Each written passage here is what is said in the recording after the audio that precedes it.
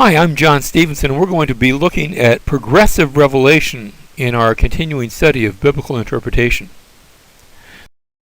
The Bible wasn't written all at once. It didn't just come, magically out of heaven all at one point.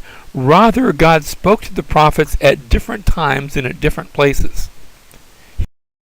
Chapter 1, verse 1 actually talks about this at many different times, many different places. God spoke to the fathers through the prophets. As he spoke to the fathers through the prophets, not everything that would eventually be revealed in the scriptures was revealed all at once. That means just like we can look at a painting being put together, so likewise the scriptures gradually take shape. We see more by the time we get to Joshua, Judges, and Ruth than we saw in Genesis through Deuteronomy. Likewise, we get down to the prophets, and we see more color added. And like I said, we could liken this to the painting of a painting, in which we start with a bare outline, and then gradually details come into being. So likewise, as we follow the formation of first the Old Testament and then the New Testament, we see more of God revealed, we see more of God's plan revealed, and we see more things about mankind revealed. Now, when we look at the first 11 chapters of Genesis, I often refer to this as prehistory, and I don't mean that it's not historical, but rather there are four major events that are described: the creation, the fall that takes place in the Garden of Eden, the flood in the days of Noah, and finally the Tower of Babel. Those four events take place at a point in time where we can't really assign a necessary date to. We can't say on such and such a date this took place. We just don't know. At least I don't know. I'm not willing to try to hazard a guess. On the other hand, when we get to Abraham,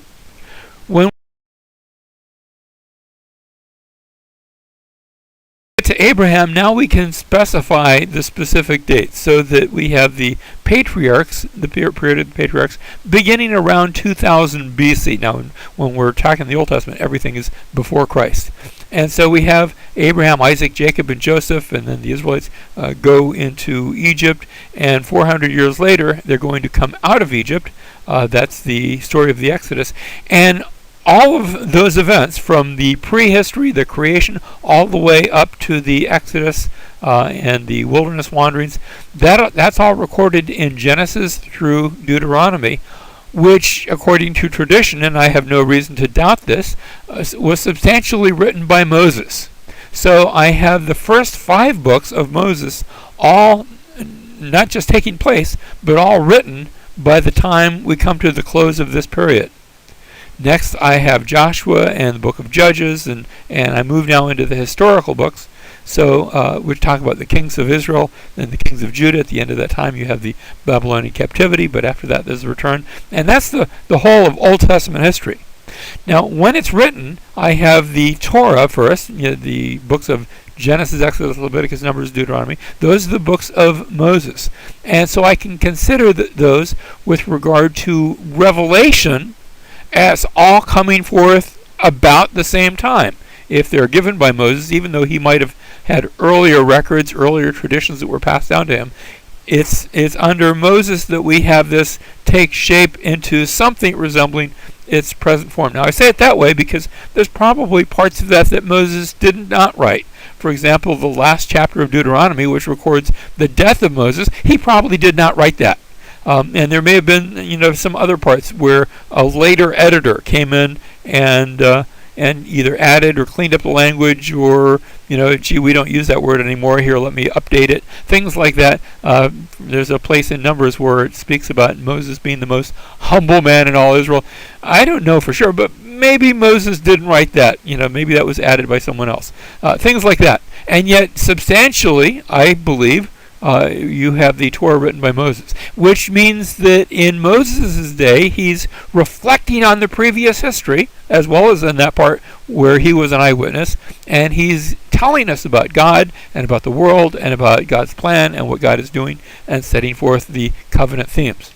Next, I have the historical books with a number of different authors. But remember, the book, when I'm dealing with a historical book, it always has to be written after the event, sometimes quite a long time after the event. Now, in places this is obvious. For example, 1st and 2nd Kings, which is a united book, even though it begins with Solomon, it ends at the Babylonian captivity, so it has to be written after that, even though parts of it are taking place hundreds of years earlier. So we have those historical books. Now, I'm not finished with the Old Testament. I still have the poetic books, and I put that notice within the period, roughly of the period of the kings. Not necessarily where those things are taking place, because we're not really doing a taking place thing with the poetic books, even though you do have a book like Job that does have narrative. But I'm talking about with its composition. When it is written, it seems to be written during this period.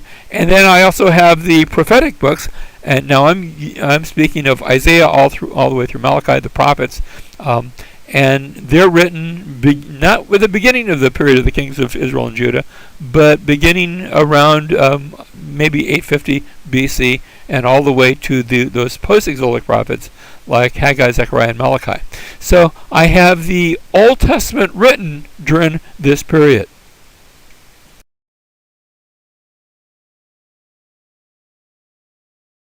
Now, when I come to the New Testament, first of all, there's the Gospels that talk about the life of Jesus, and then there's the epistles and the book of Revelation that are written, obviously all of it's written after the life of Jesus, but telling the story and then written during that period. So books like Matthew and Mark and Luke and John, now they're all written after the death, burial, and resurrection because they all mention the death, burial, and resurrection. They might be written, in some cases, considerably after, maybe 10, 20, 30 years, maybe even longer. John sometimes looks like, some people think maybe it was written as late as 90 AD, others prior to the fall of Jerusalem in 70 AD, but still it's written, quite a number of years after the events. That's the nature of any historical books. But all four of those books describe the life of Christ. Then I have the book of Acts. Again, it's written after the events of the book of Acts have already taken place, but probably not a long time after those events have taken place. At least, for example, Acts chapter 28 ends with Paul. He's in prison. He's awaiting his trial. And then the book ends, and you don't find out, did he go to trial? Was he released? Was he executed? We're not told, and you probably would have been told if those events had already taken place. So the book of Acts seems to be written very shortly after the very last events of that book. I also have the epistles, nearly all of them. We're not sure about a few, but the great majority of them written prior to 70 AD. Prior to now 70 AD is when Jerusalem fell. So that becomes a very significant event in New Testament history, even though it's not mentioned. It's mentioned prophetically, and certainly it would have been mentioned specifically if any of those writings took place afterwards.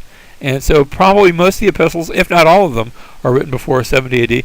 Then I have the book of Revelation, and notice I put a question mark. We're not sure exactly when it's written. We're also not sure when it was seen.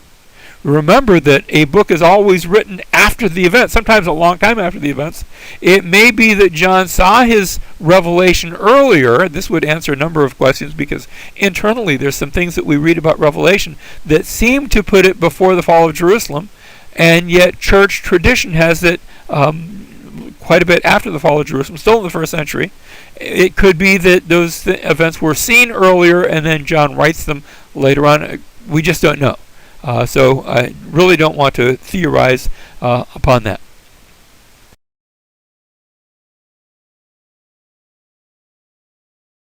Now I want to talk about seeing the Bible covenantally.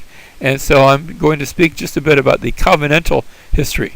The idea of a covenant, a relationship into which God enters with his people, And we often start talking about a creation covenant, but the problem in that is that you don't have the word covenant in Genesis until you get to until you get to Genesis chapter 6, which is God speaking to Noah about a covenant. So there's no reference in Genesis to a creation covenant or a covenant with Adam or anything like that. God, even though God gives the land, he does covenant sorts of things with his people. And yet, later on, much later, Hosea chapter 6, verse 7 talks about how, like Adam, they have transgressed the covenant. They've dealt treacherously against me. And that suggests that that covenant idea might have been there way back in the days of Adam, even though it's not mentioned in Genesis chapters 1 through 5. You don't see it until Genesis chapter 6.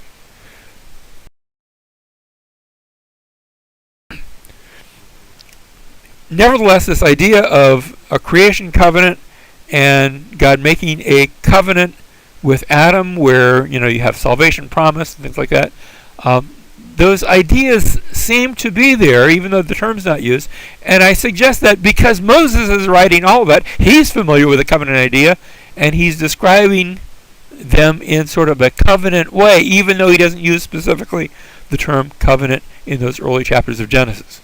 However, by the time you get to Noah, you do have the term used, where God says, I'm entering into a covenant with Noah, and there's a renewal of the land that takes place. It's almost, you have the land given in Genesis chapters 1 and 2 and 3, where God creates the earth and then has man who's the ruler over that. And then with the flood, there is man destroyed, and yet at the end of that section, you have a covenant renewal, and I call it a renewal because mankind is again told, go and fill the earth, and he's told, covenant sorts of things as God rebuilds that relationship with him. You get to Abraham, and God again says, I'm making, or actually the proper way to say it, I'm cutting a covenant with Abraham, and you have these covenant stipulations and covenant ceremonies as, again, Abraham has promised the land. Now, he's promised other things too. I'm just mentioning some of the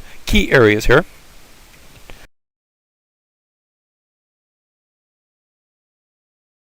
You get to the book of Exodus, and by chapter 19, God has said, I'm entering into a covenant with the descendants of Israel, with the children of Israel, as he takes them to Mount Sinai and he gives them the law. And the rest of the Torah, Exodus, Leviticus, Numbers, and Deuteronomy, are given over to that Mosaic covenant, establishing the covenant, their failure under the covenant, that was in the wilderness wanderings, and then the reestablishment is given to the next generation in the book of Deuteronomy, as the blessings and the cursings of the covenant are set forth, they're established, and to some degree they're even carried out. Remember, they all die in the wilderness, but then the next generation, that covenant is given to them. When I get later on into the historical books, I see God entering into a covenant with David. And notice we started, in a sense, with all of the world in view, and then there's the family of Abraham, and then the descendants of Abraham, and now a very particular descendant of Abraham, and that's David, who God says, I'm going to make him king over the land. But I get toward the end of the historical books, and that covenant curse comes into effect because Israel has sinned, and they've turned away from God, and the kings have turned away from God, and the king, even David's descendants, like Solomon and like others, who worshipped in a wrong way, and they're removed from the land. And David's descendants cease from being kings, even though at the end of Chronicles, and you see this also in Ezra, Nehemiah, and Esther, they return to the land, and there are still covenant promises, but there's no more king. And the land's much smaller, and yet there's a promise in the prophets where God says, I'm going to make a new covenant with them. And God does that by, when we get to the New Testament, by sending his son, the king, the greater David, the better David, who fulfills the law, all the requirements of the Mosaic covenant, who fulfills the promise that was made to Abraham, and who becomes a better Abraham and a better Israel and a better nation, and through him all the world is blessed, which was the promise that was given to Abraham, and through him he reigns over all the world, And that's the promise that goes all the way back to Genesis chapter 1. And yet this is the king who dies for his kingdom.